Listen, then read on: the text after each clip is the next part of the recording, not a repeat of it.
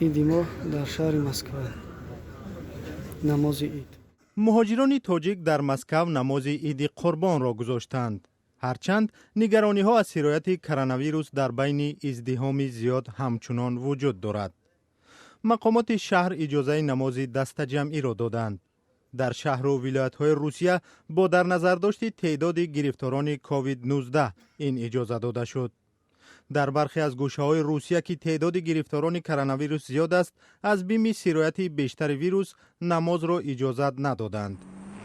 درهای مسجد بسته، مردم نمیمونند که نماز خوانند. نماز عید من شهر ماگنیتگورسک. در کشورهای مثل ترکیه و کره جنوبی که تعداد گرفتاران کرونا ویروس تا اندازه کاهش یافته است، چاره‌بینی‌های عمومی با پوشیدن نقاب و رعایت فاصله اجازه است. با کل مردم خلق مسلمان عید مبارک باید. اینجا هم کره جنوبی مسلمانان اجازه یافتند تا نماز گذارند. ده تاج پولین پربد با بیرون خطی. سلام علیکم مردمی.